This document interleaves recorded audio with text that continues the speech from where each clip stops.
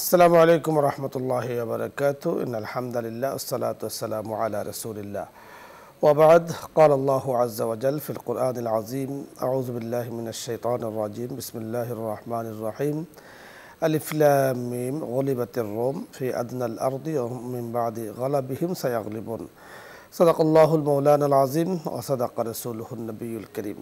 সুপ্রিয় দর্শক মণ্ডলী, কাছে দূরে, দেশে এবং দেশের বাইরে যে অবস্থান থেকে চোখ রেখেছেন আপনাদের প্রিয় চ্যানেল, প্রিয় অনুষ্ঠান নিউজ 24 এর ইসলাম আমরাকে দেখার জন্য সকলকে ধন্যবাদ জানাচ্ছি, মুবারকবাদ জানাচ্ছি। আজকের এই সুন্দর আয়োজনে আমন্ত্রণ জানাচ্ছি। আল্লাহ রাব্বে কারীম মুসলমানদেরকে বিজয় দিয়েছেন এবং সূরাতুর রুমে আল্লাহ তাআলা বলেছেন গলিবাতের রোম, রোমীয়দেরকে আল্লাহ তাআলা বিজয় দান করেছেন। আমরাও বিজয় পেয়েছি, মহান বিজয় আমরা পালন করেছি আলহামদুলিল্লাহ।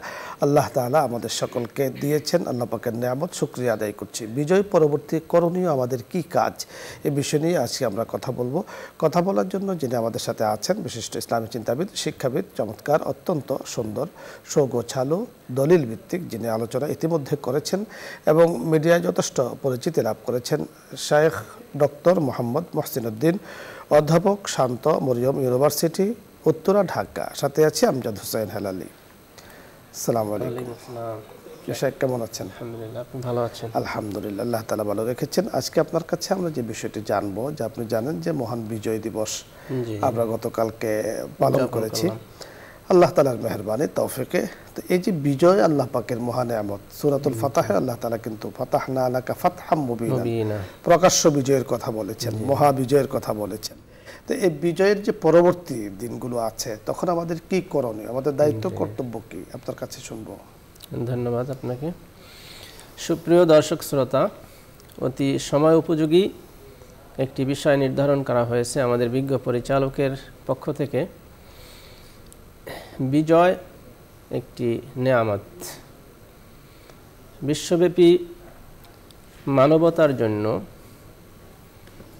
যে দুর্বিষহ সময় এসে যায় বা পরাধীনতার শৃঙ্খলে আবদ্ধ থাকে, এই মানুষ যখন মুক্ত হয়, বিজয় লাভ করে, তখন বিজাতিরা এই বিজয়কে উদযাপন করে তাদের কালচার অনুযায়ী, তাদের সংস্কৃতি অনুযায়ী।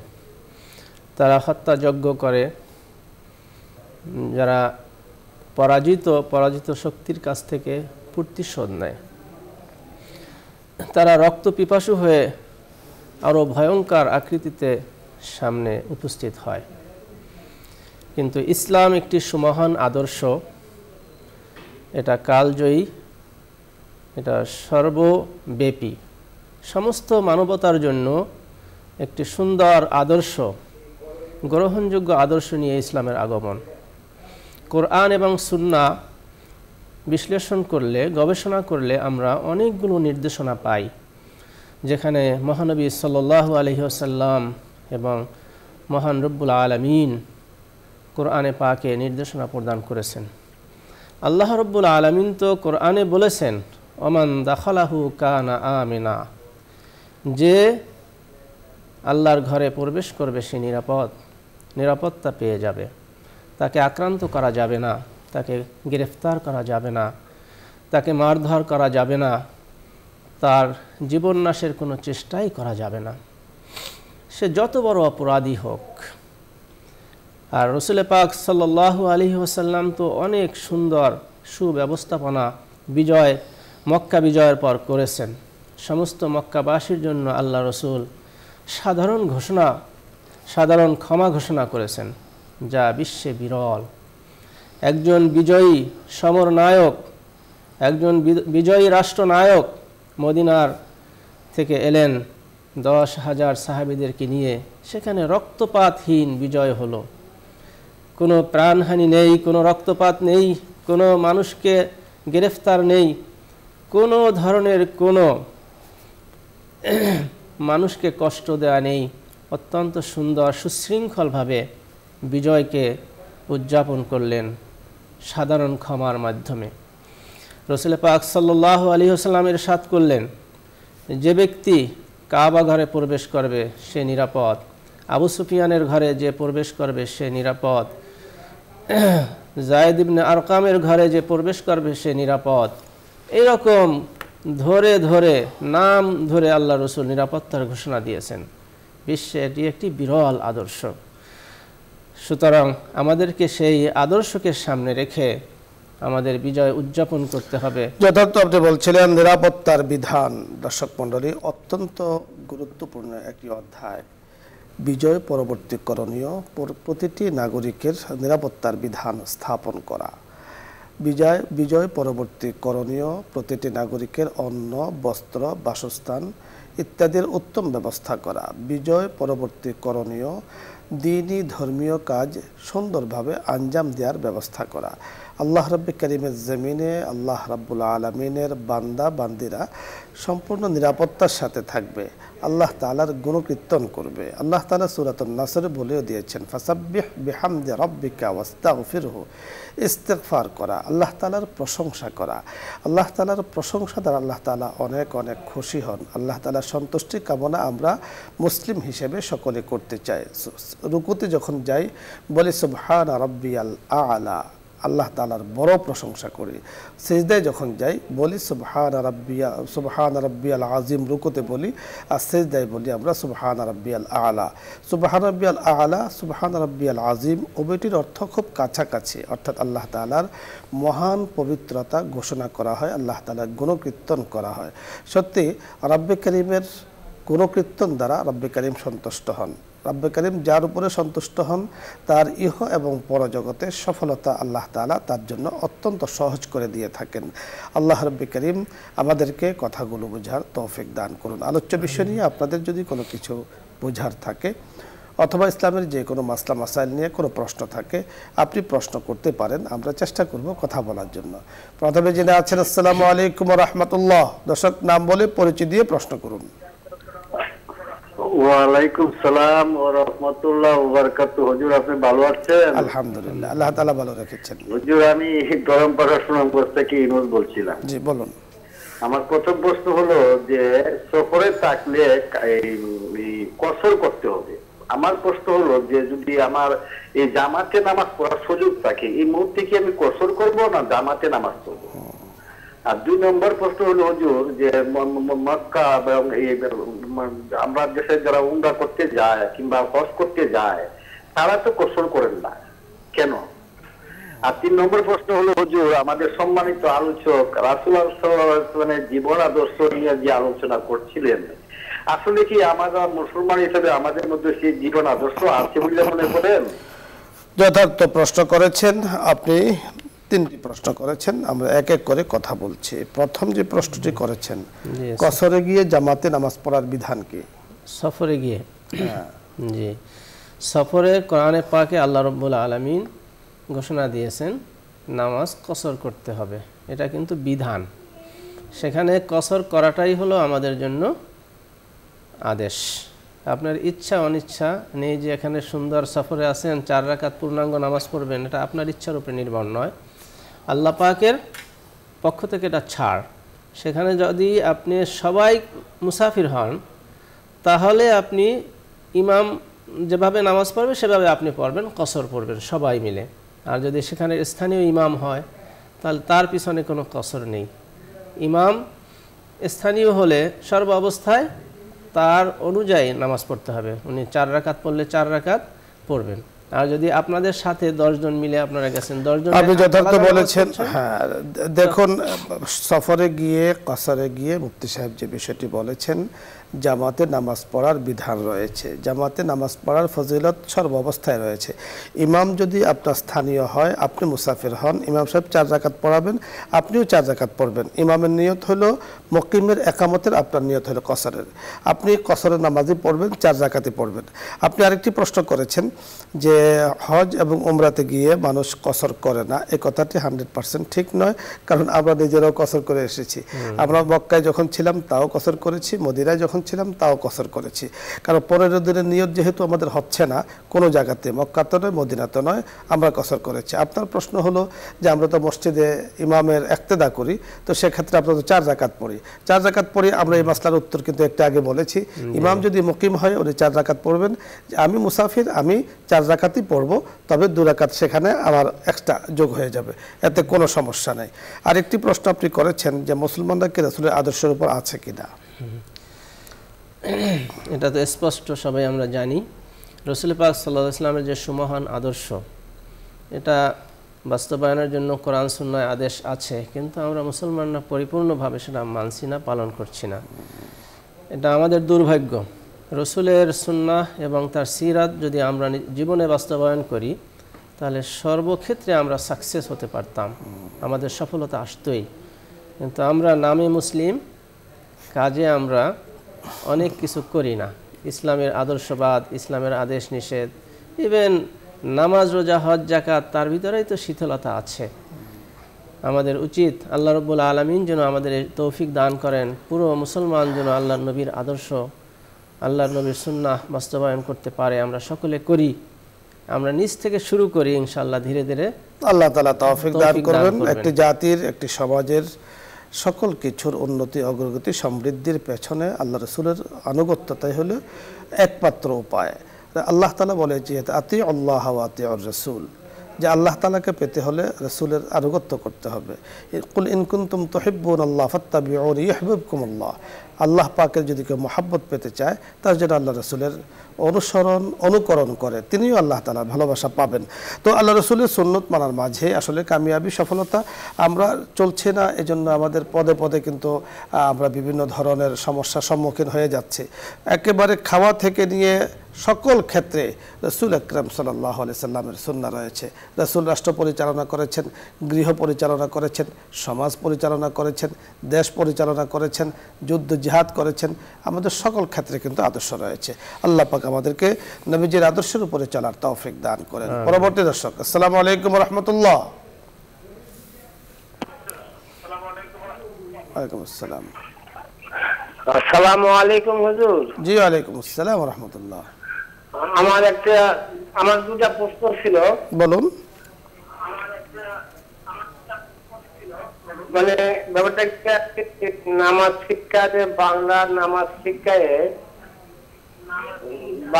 নামাজ শিক্ষায় ওই সূরা যেটা শিখছি আর যেটা কি নামাজ হবে? দ্বিতীয় প্রশ্ন বলুন।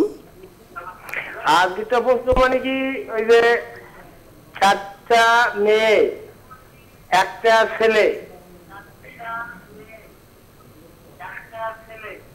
মানে বাপে ওই সম্পত্তি আর কি, সব সম্পত্তি আমরা বুঝতে পেরেছি।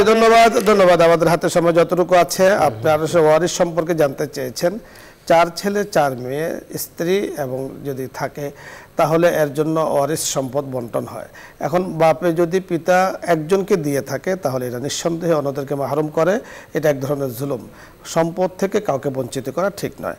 আর এই সম্পর্কে আপনি বিশদ আলোচনা জানতে পাবেন, আপনি সুন্দর করে কাগজে লেখে, যে মাদ্রাসার মধ্যে ফতুয়ার চর্চা হয়, ইসলামিক আইন শাস্ত্র নিয়ে গবেষণা হয়, সেখানে আপনি লিখিত সমাধান চাবেন, লিখিত সমাধান আশা করছি আপনি পেয়ে যাবেন।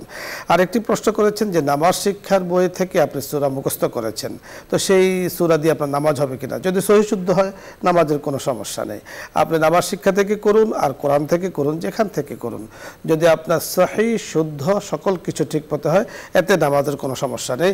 মোহতারাম, আপনাকে ধন্যবাদ সুন্দর আলোচনার জন্য। আজকে অনুষ্ঠানে এসেছেন দর্শক মণ্ডলী, আপনাদের সকলকে ধন্যবাদ জানাচ্ছি। আজকের সুন্দর আয়োজনে আপনারা শরীক হয়েছেন। আমরা যে বিষয়টি নিয়ে আজকের অনুষ্ঠান শুরু করেছি তা হলো বিজয় পরবর্তী আমাদের করণীয়। প্রতিটি নাগরিক হিসেবে আমরা যারা এখন বর্তমানে বেঁচে আছি আমাদের কিন্তু দায়িত্ব কর্তব্য রয়েছে। যদিও আমরা 71-এ অনেকে জন্ম নেয়নি, পরবর্তীতে আমরা জন্ম নিয়েছি, কিন্তু আমি তো স্বাধীন দেশে বাস করছি। এই হিসেবে আমার দ্বারা, আমার হাত দ্বারা, আমার জবান দ্বারা, আমার কথার দ্বারা, আমার আচরণ দ্বারা কেউ যেন কষ্ট না পায়, এদিকে আমি খুব খেয়াল রাখবো। আমি পারলে উপকার করব, না পারলে কারো ক্ষতি করব না। একজন মানুষের জীবনের পণ যখন এত বড় বিষয় নিয়ে হবে তা আল্লাহ তাআলা নুসরত করবেন, সাহায্য করবেন। ইনশাআল্লাহ সমাজের মধ্যে শান্তি, শৃঙ্খলা, ডিসিপ্লিন ইত্যাদি কিন্তু বজায় বজায় থাকবে। আল্লাহ রাব্বুল কারীম আমাদেরকে তৌফিক দান করুন। সকলকে ধন্যবাদ জানিয়ে আগামী প্রোগ্রামের আমন্ত্রণ জানিয়ে আজকের মতো বিদায় নিচ্ছি। আসসালামু আলাইকুম ওয়া রাহমাতুল্লাহি ওয়া বারাকাতুহু। দুরূদ শরীফ পড়ি, দুরূদ ইস্তিগফার পাঠ করে দোয়া হবে। আল্লাহুম্মা সাল্লি আলা সাইয়্যিদিনা ওয়া নাবিয়্যিনা ওয়া শাফিঈনা ওয়া হাবিবিনা মাওলানা মুহাম্মদ সাল্লাল্লাহু আলাইহি ওয়া আলা আলিহি ওয়া আসহাবিহি ওয়া বারাকা ওয়া সাল্লাম। আস্তাগফিরুল্লাহ রাব্বি মিন কুল্লি যামবিন ওয়া আতুবু ইলাইহি লা হাওলা ওয়া লা কুওয়াতা ইল্লা বিল্লাহিল আলিয়্যিল আযীম। আলহামদুলিল্লাহি রাব্বিল আলামিন। والصلاة والسلام على سيد الأنبياء والمرسلين وخاتم النبيين وعلى آله وأصحابه أجمعين. ربنا وآتنا ما وعدتنا على رسلك ولا تخزنا يوم القيامة إنك لا تخلف الميعاد. اللهم صل على محمد صلاة تنجينا بها من جميع الأهوال والآفات وتقضي لنا بها جميع الحاجات وتطهرنا بها من جميع السيئات وترفعنا بها عندك على الدرجات وتبلغنا بها أقصى الغايات من جميع الخيرات في الحياة وبعد الممات إنك على كل شيء قدير. يا الله يا كريم مولاي كريم يا الله আপনার দুনিয়াতে বসে মাওলাই করিম ইয়া আল্লাহ আমরা বিজয় দিবস গতকালকে পালন করেছি। আজকে বিজয়ের মাওলাই করিম পরবর্তী করণীয় বিষয় নিয়ে কথা বলেছি। আমাদের দায়িত্ব কর্তব্য নিয়ে আমরা আলোচনা করেছি। মেহেরবানি করে আমাদেরকে পালন করার তৌফিক দান করেন। মাওলাই করিম যে অনুষ্ঠানে বসে আপনার শাহী দরবারে হাত তুলেছেন নিউজ 24 ইসলাম আমরা বসুন্ধরা পরিবার, মেহেরবানি করে আপনি কবুল ও মঞ্জুর করে নেন। ইয়া আল্লাহ আমাদের সকলকে মাফ করে দেন। আমাদের সকলের পরিবারের উপরে খায়র বারাকাত দ্বারা আপনি ভরপুর করে দেন। মাওলাই করিম চেয়ারম্যান মহোদয়, ইয়া আল্লাহ আত্মীয় স্বজন পরিবারের সদস্যবৃন্দ যারা আছেন, ইয়া আল্লাহ তামাম জাহানের উম্মতে মুসলিমার পরিবারের সদস্যবৃন্দ যারা আছেন, আমাদের দেশের পরিবারের সদস্যবৃন্দ যারা আছেন, নিউজ 24 ইসলাম আমরার মেহেরবানি করে সকলকে আপনি মাফ করে দেন। তামাম বালা মুসিবত থেকে আপনি হেফাজত করেন। আসমানি বালা মুসিবত থেকে হেফাজত করেন, জমিনি বালা মুসিবত থেকে হেফাজত করেন। ইয়া আল্লাহ আপনি সকল কিছুর মালিক, দেয়ার মালিক, নেয়ার মালিক, মাওলাই করিম হায়াতের মালিক, মৌতের মালিক, মাওলাই করিম দুনিয়ার মালিক, পরকালের মালিক, বিচার দিবসের মালিক। আপনি জান্নাতের মালিক, আপনি জাহান্নামের মালিক, আপনি আরশের মালিক, আকাশ জমিন সকল কিছু গাছপালা তরুলতা পাহাড় পর্বতের মালিক। মেহেরবানি করে ওগো মালিক ওগো রহমান, মেহেরবানি করে আমাদেরকে আপনি খায়র কল্যাণের ফয়সালা করে দেন। ইয়া আল্লাহ সুস্থ মানুষগুলোকে সুস্থতার নিয়ামত দান করেন। অভাবীদের অভাবগুলো আপনি দূর করে দেন। ডেঙ্গুতে আক্রান্ত হয়ে যারা কষ্ট পাচ্ছে তাদেরকে শেফায়ে কামিলা আজেলা দায়মা কুল্লিয়া দান করেন। মাওলাই করিম আমাদের মনে শান্তি দান করেন। তামাম শান্তিগুলো আপনি দূর করে দেন। দেশের জন্য শান্তির ফয়সালা করে দেন। আকাশ থেকে খাজানা নাজিল করে দেন। জমিন থেকে মেহেরবানি করে জমিনের খাজানা আপনি উত্তোলন করে দেন। মাওলাই করিম আপনার হাবিবকে সচক্ষে দেখিনি, মেহেরবানি করে আপনার হাবিবের সুপারিশের ফয়সালা আমাদের সকলের জন্য করে দেন। ইয়া আল্লাহ আপনার হাবিবের সুপারিশের ফয়সালা আমাদের জন্য করে দেন। কত কষ্ট করেছেন আপনার হাবিব যে দ্বীনের জন্য, মাওলাই করিম রক্ত ঝরিয়েছেন, ঘাম ঝরিয়েছেন। ইয়া আল্লাহ নিজের মাতৃভূমি ত্যাগ করে মাওলাই করিম মদিনাতে চলে এসেছেন।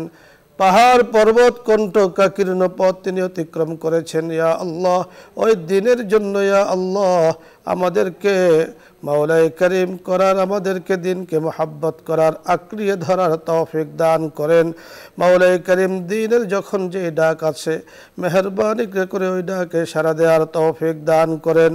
মাওলাই করিম ইয়া আল্লাহ ইয়া করিম ইয়া রহিম, মওতের কষ্ট বড় কঠিন, সহ্য করার মতো ক্ষমতা আমাদের কারণে।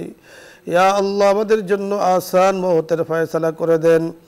اللهم احسن عاقبتنا في أمور الدنيا كلها وأجرنا من خزي الدنيا وعذاب الآخرة آمين بحرمة سيد المرسلين الحمد لله رب العالمين.